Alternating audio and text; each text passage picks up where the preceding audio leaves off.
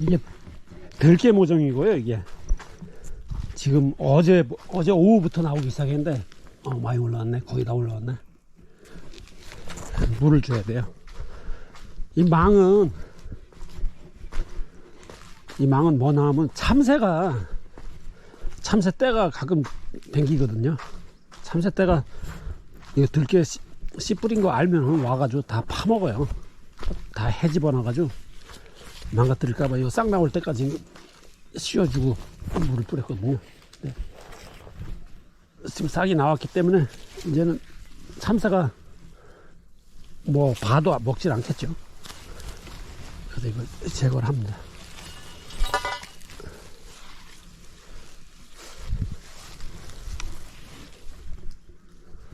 일단 여기다 놔뒀다가 오후에 시간 날 때 정리해라 해야겠어요. 지금 이게 달팽이입니다. 달팽이. 이건 서리태 모종인데 다 타이밍이 늦어서 너무 파종 시기가 늦어서 저건 못 심을 것 같아요. 요새 가물어 가지고 진짜 가물에 콩나듯 했거든요. 콩밭이. 그래서 이렇게 모종을 만들어 심었는데 몇 차례 모종을 만들어 다 거의 심고 요거는 이제 여유분으로 스페어로 해놓은 건데 저까지 심으면 물론 좋긴 좋은데 저건 타이밍이 늦어서 위험부담이 있어가지고 저걸 심어도 수확을 할 수 있을지 없을지 알 수가 없어요. 여기 강원도 산간은 일찍 추위가 오기 때문에. 그래서 위험해서 안 심으려고 그럽니다. 대신 저 콩 심을 자리에는 그냥 들깨를 심으려고 그래요. 올해 같은 해는 처음인데 콩씨가 안 나와가지고 이렇게 응급대책으로 콩씨 모종 만들고 이렇게 들깨를 대량으로 파종한 건 사실 처음이에요. 이거 망 씌워놨을 때는 그냥 위에다 물을 뿌리면 되기 때문에 이거 망 사이로 물이 들어가니까 아무런 지장이 없고요. 근데 가능하면 빨리 뺏겨야 됩니다. 지금 어제 오후에 싹이 나오기 시작했어요. 근데 이쪽에는 좀 덜 나왔네. 이쪽에는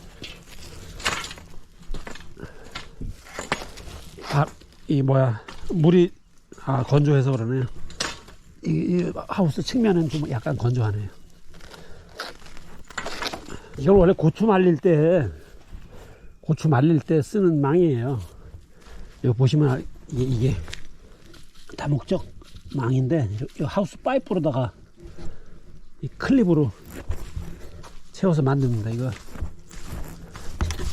보시면 이런 식으로 만든 거죠. 이거 하우스 클립 아닙니까? 파이프를 그냥 이렇게 교차해서 하우스 클립으로 채우면 간단하게 만들 수가 있어요. 여기다가 하우스 만들 때 쓰는 이 패드 있잖아요. 패드. 이 패드를 여기다가 피스로 받고, 요거 피스 박은 거 보이죠? 이런 식으로 피스로 바꿔서 테두리만 박는 거죠. 이 고추 말리는 망을 사다가 여기다 부착을 한 거예요. 이건 제가 만든 건 아닌데 저도 이거 그냥 얻어온 거예요. 옛날에 만들었다고 낡았다고 저 주길래 제가 갖다가 잘 쓰고 있습니다. 그래서 고추도 여기서 말리고 이제 마늘도 여기다 갖다 말리고 있는데 이거 보면은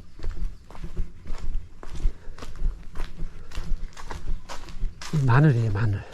마늘 이게 수확하자마자 가져온 거라 요거는 말려야 됩니다. 안 말리면 상하기 때문에 이렇게 말려가지고 며칠 말려서 바짝 마르면은 다시 박스에 넣어가지고 빛을 안 보게 해가지고 저온 저장고로 들어갑니다. 저온 저장고에서 보관을 하고 식당에서 쓰는 거예요. 식당에서. 이거는 지금 이거는 저기 강철 와이어인데 강철 선이죠. 이거 케이블 타이로 이렇게 묶어가지고 짧으면 이렇게 묶어가지고 쓰면 됩니다. 이렇게. 그래 여기다 놓은 거고요. 여기는 오리지널 사이즈죠. 이게 한 180cm 되려나요? 180cm는 될 것 같아요. 하나요. 이걸로다가 저는 이런 식으로 잘 쓰고 있어요. 일단 물을 먼저 줘야 되겠어요. 좀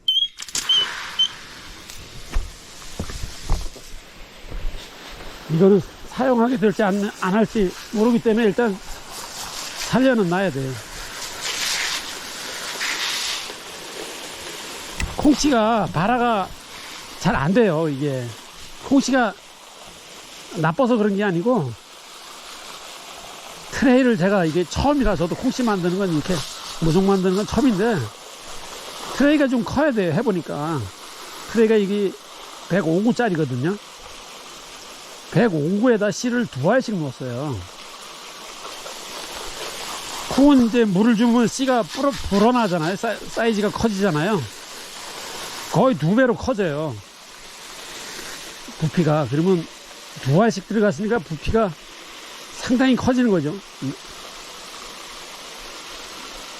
처음에 생각했던 거에 4배 정도 부피가 커지거든요. 그 커진 콩알이 먼저 이렇게 뿌리가 내려서 이렇게 내린 다음에 요러고 있다가 떡잎이 이렇게 파랗게 되면서 이렇게 고개를 들고 일어서거든요. 근데 고개를 들고 일었을 때 이 트레이 이게 사각형 트레이니까 동그란 게 아니고 트레이 벽면에 부딪힌단 말이죠. 이렇게. 그러면 트레이가 작으면 벽면에 부딪혀가지고 이걸 들고 일어나질 못해요. 운 좋게 이제 벽면에 안 부딪힌 놈만 올라오는 겁니다. 이런 식으로. 그래서 씨를 뭐 하나씩 넣던가, 하나씩 넣는 게 참 근데 의미가 없어요. 그것도 이중일이잖아요. 2개씩 심어야 되니까. 그래서 좀 큰 트레이를 써라, 이런 얘기죠. 그래야 될 것 같아요, 내 생각에. 그래서 이게 요거도 좀 크면은 심을 수가 있어요. 저거는 이제 뭐 품종이 틀려서 저건 안 심는 거고요. 이건 너무 큰 거예요. 이건 너무 큰 거고, 저거는 품종이 이거하고 틀려서 섞일까봐 일부러 안 심었습니다. 약간 늦게 심는 거잖아요. 이게 모종을 심게 되면 가물어가지고 안 나와서 심는 거니까. 그래서 조생종을 심었습니다. 저건 만생종이고요. 만생종은 늦었죠. 이 조생종도 늦었다고 지금 판단을 하는 건데, 조생종은 그 햇빛이 잘 드는 지역에서는 가능해요. 근데 여기 산간 지역이라 아침에 해 뜨는 시간이 좀 늦고 해가 일찍 지잖아요. 그러면 그 햇빛 받는 시간이 부족하죠. 그러면 햇빛 받는 시간 곱하기 재배 일자를 곱하기 하면은 그 총 뭐라 그러죠? 그걸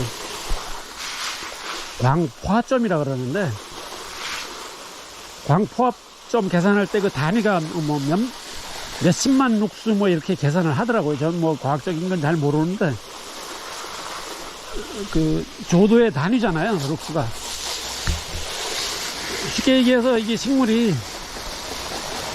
내가 받은 총 햇빛 양을 계산을 하는 거예요.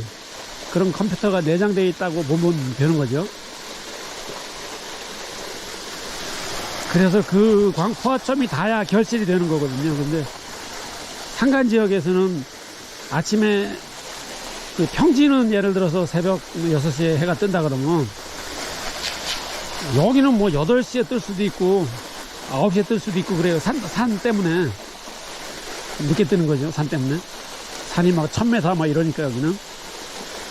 반대로 저녁에는 뭐 예를 들어 해안가 산이 없는 데는 이제 해가 뭐 7시에 진다, 6시에 진다 그러면 여기는 뭐 4시에도 질 수가 있고,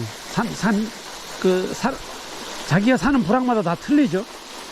그 한 부락에서도 그 집 짓는 집 위치마다 다 틀려요. 그 일조량이 밤마다 다 틀린 거죠, 이제. 그래서 제가 심는 콩밭이 예를 들어 해가 많이 안 드는 지역이다 이러면 만생종을 심으면 불안합니다. 위험합니다. 결실이 안 돼요. 여기 실제로 결실이 안 돼가지고 콩이 이제 서리태 같으면 까맣게 나오잖아요. 속에 파랗고 외부 껍질은 까만데 까만색이 안 나오고 보라색이 나오다가 그냥 많은 경우가 많아요. 햇빛이 부족해서 그렇죠. 그러면 농사를 망치는 거죠. 고생 1년 내내 고생해가지고. 그래서 그런 결과가 생길까봐 두려운 거죠. 이게 일조량이 그렇게 중요한 겁니다. 그래서 만생종, 조생종 구분 굉장히 잘해야 되고 거기에 정통하고 있어야 됩니다. 이 강원도 산간 지역에서는 특히 그렇습니다. 전 남쪽에서는 그럴 염려가 없어요. 왜냐면 햇빛이 충분하잖아요. 산도 별로 없고. 그리고 강원도 지역이라고 해도 철원 같은 평야 지역에서는 잘 돼요. 왜냐하면 아침 일찍 해가 뜨고 저녁 늦게까지 해가 떠 있으니까 평지라. 거기는 제가 우리 작은 아버님이 철원에서 벼농사를 지시거든요. 한번 물어봤더니 거긴 잘 된다 그러더라고요. 왜냐하면 해가 잘 되니까 아무 이상 없대요. 거기는. 근데 여기는 문제가 있는 거죠. 여기는 완전 산간 지역이라 요 주변 산들이 다 1000m가 넘어가요. 제가 있는 지역은 굉장히 우리나라에서 대표적인 산간 지역 중에 하나거든요.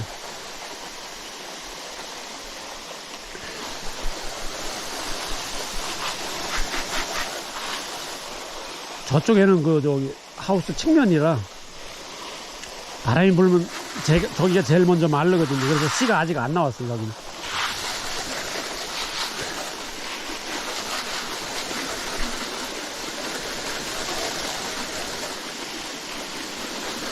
이 깨품종도 마찬가지예요. 콩도 자기가 사는 지역에 햇빛 드는 위치나 햇빛 뜨는 시간이나 이런 걸 계산해 가지고 조생종을 심을지 만생종을 심을지 결정해야 되지만 이 깨도 마찬가지예요. 깨는 일반적으로 단모작을 하니까 조생종이든 만생종이든 크게 사실 상관없는데 저는 이게 문제가 되는 게 옥수수밭에 이모작을 할 예정이거든요. 여기 보면 옥수수 심어놨잖아요. 저 사이사이에다가 이 깨를 심는 거죠. 예를 들어서 이제 이게 한 20일 정도면 크거든요. 20일에서 25일. 날씨에 따라 날씨가 따뜻하면 좀 빨리 클 거고, 추우면 정상적인 25일 날짜 다 채워서 자라겠죠. 근데 6월달이니까 점점 뜨거워지니까 아마 18일? 그 정도면 심을 수 있을 거예요, 아마. 그러면은 지금 10일이잖아요. 그러면 이달 말이면 심는다는 거죠. 이달 말이면 장마철 중간이기 때문에 장마철이 여기 한 6월 한 20일 되면 본격적으로 장마가 와요. 평균적으로 그렇죠. 이거는 좀 망해서 물이 똑똑 떨어져 가지고 이렇게 되면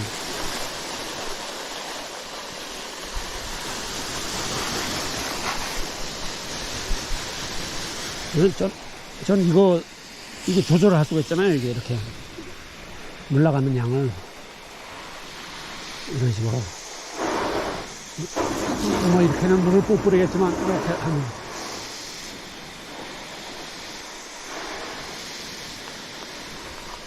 그래서 보드랗게 뿌릴 수도 있고 샤워기처럼 쭉쭉 뿌릴 수도 있고 그래요. 이게 저는 이거 사용 많이 하는데 굉장히 편한 것 같아요.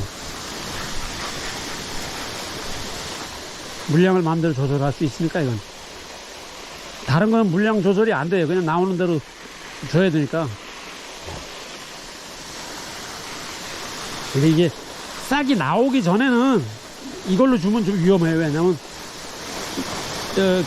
깨씨가 튀어나갈 수가 있어요. 수압이 너무 조절을 잘못하면. 근데 이 싹이 나온 후에는 안전합니다. 왜냐면 튀어나가질 않잖아요. 그래서 이렇게 줘도 돼요. 근데 이렇게 주는 사람 제가 본 적이 없어요. 이거 다 사용 안 하더라고요, 보니까. 저는 이거 써보니까 편리해서 쓰는데, 바쁠 때는 수압을 좀 세게 해놓아서, 모종이 점점 클수록 이게 모종이 망가질 확률이 적잖아요. 그래서 수압을 세게 하면 단시간 내에 물을 줄 수가 있어요.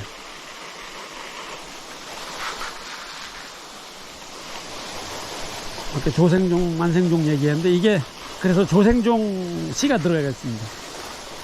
조생종을 올깨라 그러죠. 올깨. 콩 같은 경우는 올콩이라 그러죠. 뭐 올콩이네 뭐 이런 얘기도 있는데, 올콩처럼 아주 야무지다 그래서 좀 뭐라 그러죠. 살짝 키가 작죠. 아무래도 재배 기간이 짧으니까.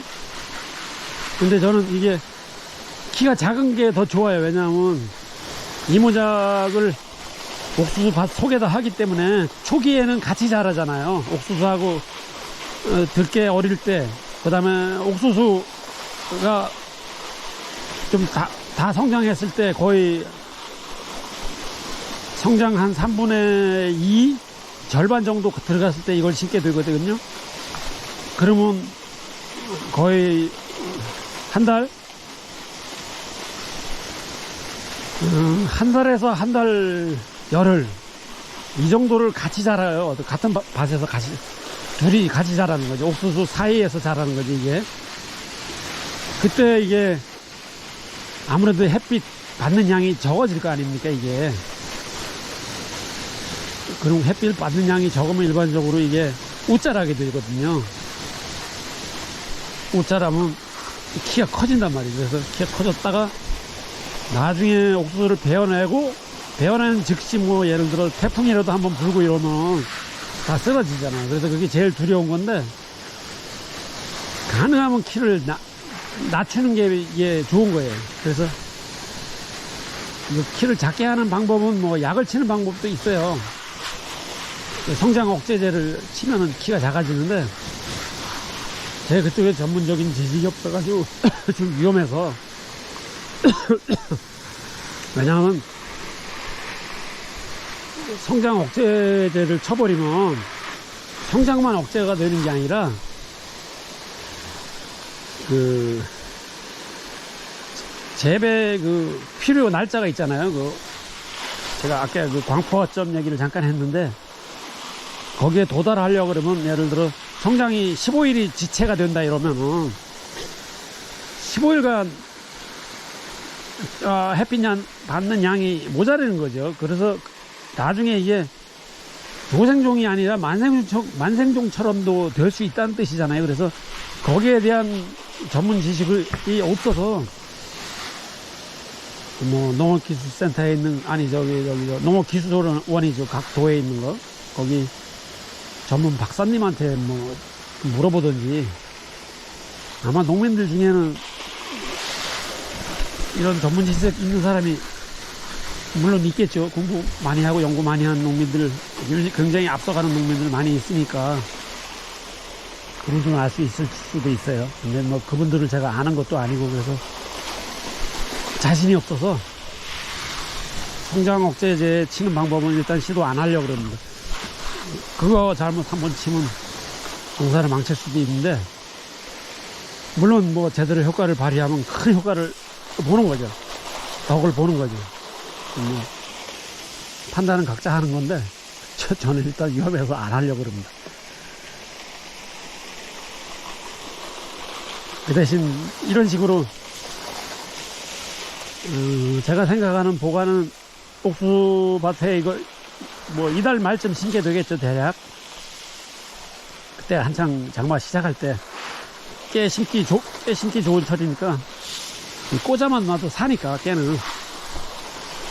그때 꽂아놓고 옥수수 수확철이 되면은 옥수수를 저거를 베어내는 게 가장 좋죠. 그래 햇빛을 잘 받으니까. 근데 이제 키가 컸을 때 넘어가는 걸 또 생각을 해야 되잖아요. 그러면 다시 말뚝으로 받고 뭐 끈을 띄운다든가 뭐 이런 불상사가 생길 수도 있기 때문에,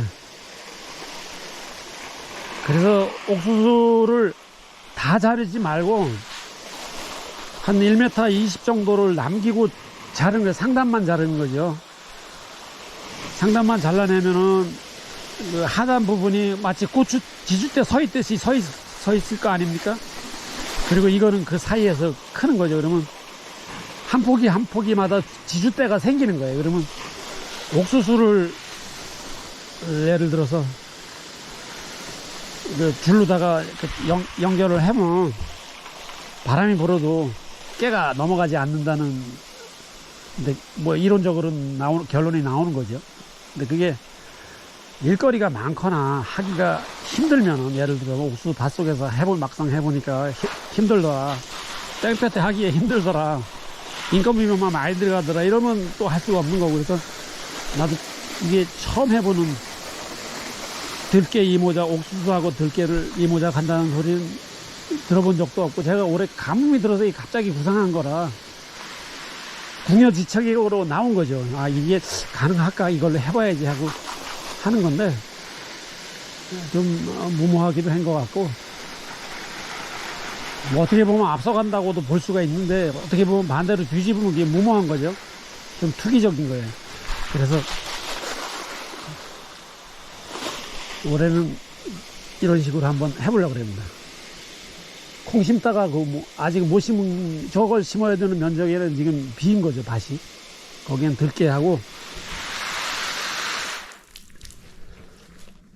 조용하네요. 그 옥수수 밭에 이걸 심어야 되겠다 하는 거는, 올해 이제 콩씨가 안 나와서 많이 놓는데, 그런 구상을 하게 된 건 옥수수 수치가가 많이 안 올랐어요. 옛날에 제가 15년 전에 농사 질 때도, 그때도 500원 정도 받았거든요. 400원, 500원, 600원, 잘 받을 땐 600원, 못 받을 때도 400원, 450원 받았는데, 지금도 뭐 600원 뭐 이 정도예요. 그러니까 그게 15년 전 가격이란 말이죠.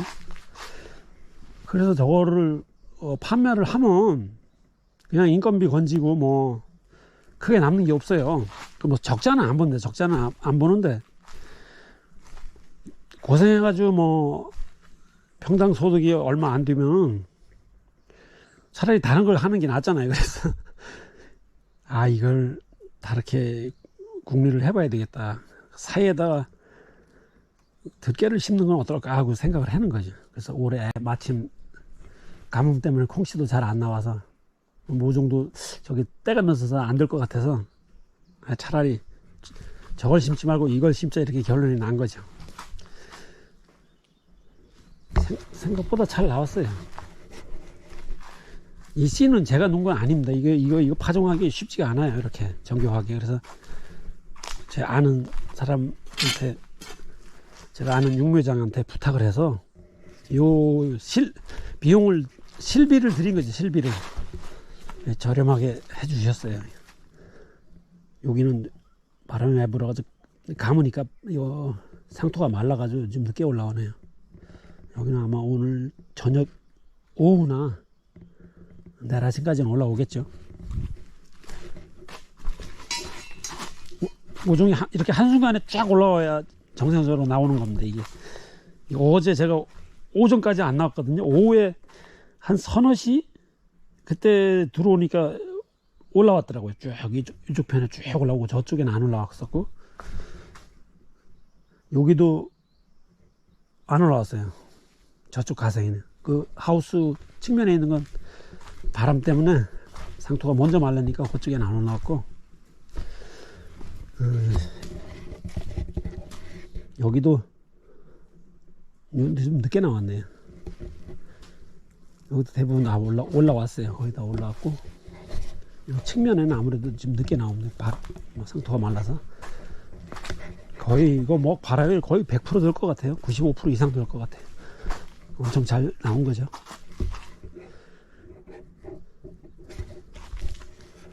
이거는 여기 참새 때 혹시 댐배 들까봐 그물 쳐놨더니 그물에 이게 물이 맺혔다가 똑똑 떨어져서 이렇게 된 거고, 이거 제가 씨가 2개 들어갔으면 좋겠다 이렇게 생각했는데, 보니까 2개, 하나, 둘, 요거 3개 갖고, 하나, 둘, 3개, 2개, 제가 원했던 개수가 들어갔네요. 하나는 작은 것 같고 3개는 많은 것 같아요. 제가 이건 특히 옥수수 사이에다 심을 거라 많으면 안 돼요. 너무 많으면 하나나 2개가 좋습니다. 하나나 2개. 2개가 제일 적당한 것 같고 하나 섭섭하죠. 아무래도 3개는 무조건 많은 것 같아요. 3개, 4개는 무조건 많아요. 사람 손으로 파종을 하면 이게 불가능해요. 기계 파종이기 때문에 가능한 거거든요. 정교하게 이렇게 나오는 거는 기계 아니면 할 수가 없어요. 파종을 어떻게 했는지 뭐 그 과정은 제가 못 봤는데 그 전문 육묘장이니까 전문 기술자들이 했으니까 뭐 틀림없겠죠. 여기도 보면 3개, 2개, 요거 3개인가요? 2개인가요? 3개 같네요. 2개, 3개, 2개. 제가 생각했던 대로 그대로 올라왔어요. 잘 나오고 있습니다. 이건 제가 육묘장 겸 건조장 겸 우리 저기 농자재 보관장이지, 임시 보관장이에요. 비료 뭐 저기 비료 쓰다 남은 거 덮어놓은 거고 햇빛 보면 안 되니까. 여기 마늘도 말리고 있고 뭐 분무기통, 스프링클러 자재, 뭐 콩 탈곡기, 이건 상토 쓰다 남은 거고, 뭐 이건 저기 콩 작년에 선별기로 선별한 거 있잖아요. 그 얀마 선별기라고 있어요. 그 농업기술센터에 우리나라 각 군에 들어와 있는데, 홍천군에는 면적이 넓어서 그 농기구 임대해주는 그 센터죠.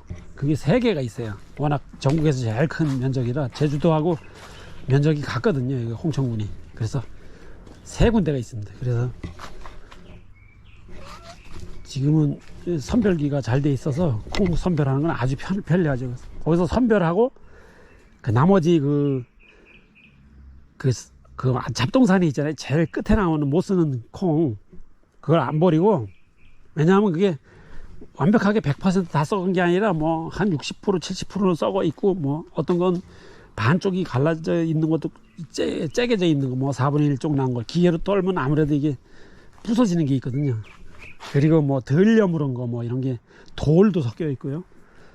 그것도 뭐 이런 게 막 섞여 있는 거죠. 그래서 저거를 그냥 쌓아놓습니다. 그냥 한 1년 쌓아놓으면 어떻게 되나 하면 이게 유박이 발효 한 1년 지나면 발효가 되거든요. 하얗게. 저것도 그렇게 됩니다. 그렇게 썩는 게 아니고 떠버려요. 발효가 돼버립니다. 하얗게. 그러면 그 밭에 뿌리는 거죠. 뭐 돌 뭐 이런 잡동산이랑 같이 뿌리는 거죠. 그런데 밭에 뭐 지장 있는 건 아니고, 그 썩은 건 어차피 뭐 그냥 말르는 거죠. 말라 버리고 쪼그라들겠죠. 이렇게. 근데 그 콩이 약간 좀 완전히 여물지는 않았는데 그 선별돼서 나온 찌꺼기인데 거기에 콩 단백질이 있으면은 그게 발효가 됩니다. 단백질이 발효가 되거든요. 저것도 가만 놔두면, 그럼 그걸 갖다 거름으로 쓰는 거죠. 그래서 저거 선별장에서 한 걸 가져와서 그때 버리지 않고 그냥 저 1년 묵혔다가, 이것도 유박입니다. 유박. 제가 나물 밭에 쓰는 건데 여기 유박이라고 써 있죠. 뭐 이게 회사마다 다 틀린데, 이게 지금 바람이 불어가지고 이렇게 돼 있는데, 밑에 파레트를 하나 깔아요. 저기다 맨땅에 깔아야 된다. 맨땅에 저걸 이제 발효를 시키는 게 맨땅에 깔고, 맨땅에다가 그 쥐약 있잖아요. 쥐약, 그 쌀알처럼 생긴 쥐약이 있거든요. 약방에도 팔고 아니면 뭐 물약이 있어요. 물약으로 된 쥐약이지. 그걸 쌀알에다가 묻혀가지고 이거 비닐장갑 겹겹이 끼고서 살살 묻혀서 말린 다음에 그걸 뿌리면 됩니다. 그러면 저렴하게 쥐약을 만들 수가 있어요. 그래서 이만큼을 다 뿌리는 거예요. 이만큼을 쥐약을 좀 많이 뿌려요. 많이 이렇게 뿌려놓고, 그 다음에 파레트 놓고 유박을 쌓아 올립니다. 그 다음에 비닐을 덮어요. 요즘 장마철에는 하나 더 덮어야 될 거예요 아마. 그리고 햇빛에 이게 포대가 삭거든요. 자외선에 삭지 않게 까만 거 차광망이나 아니면 가만 비닐을 씌워서 그 다음에 비닐 씌우고 눌러놔요. 그러면 한 1년 놔둡니다. 그냥. 그러면 1년 정도 지나서 이렇게 포대를 째게 보면 이제 하얗게 그 발효가 돼 있어요. 뭐 어떤 사람 뭐 그걸 곰팡이 피다 그러는데 곰팡이가 아니고요. 발효가 되면 그렇게 됩니다. 유박 형체는 그대로 있고 색깔이 지금 갈색 아닙니까? 갈색인데 그게 하얗게 이렇게 그 뭐라 그래야 되나? 꼭 재가 묻었다 그래야 되나? 하얀 재가 밀가루 뒤집어 씌웠다 그래야 되나? 그렇게 색깔이 변합니다. 그러면 그게 발효가 완전히 된 거예요. 그 상태에서는 유박을 나물밭에 안심하고 뿌려도 됩니다. 지금 상태에서 뿌리면 어떻게 되느냐? 이게 이제 발효가 안 된 거잖아요. 밭에 들어가서 발효가 되기 시작합니다. 왜냐하면 센 거니까. 그 습도를 흡수하면은 발효가 되기 시작하는데 급속히 발효가 돼요. 급속히. 그러면 열이 납니다. 열이 나면 작물 뿌리를 망가뜨려요. 저게.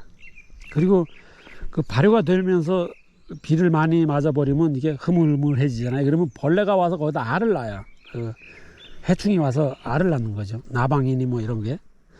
그러면 거기서 애벌레가 생겨가지고 유박을 뿌려놓은 밭에 그 해충 그 알이 부화를 해가지고 그게 이제 부화해서 벌레가 깨어나면은 그 뿌리를 갉아먹을 수도 있어요. 줄기를 갉아먹을 수도 있고. 그래서 그렇게 해주면 안 되고요. 저렇게 해서 발효를 완전히 해서 주면 그 벌레가 덤벼들어서 알도 안 낳고 많이 줘서 그 열이 발생하지도 않습니다. 이미 그 발효가 끝났기 때문에. 그리고 그 유박이 가지고 있는 고유한 성분은 그대로 있는 거죠. 그래서 거름이 되는 거죠. 유기물만 남아 있는 거죠.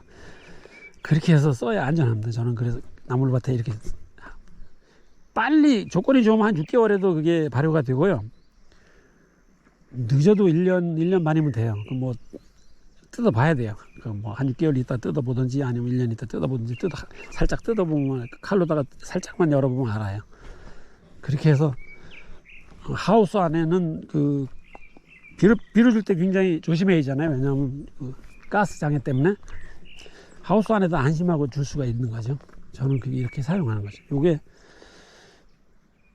조금 더 샀어야 되는데 좀 모자랄 것 같기도 한데 하우스가 전 조그만 하우스라 4동이라 400평 380평이 정확하게. 그래서 뭐 이 정도면 될 거예요 아마.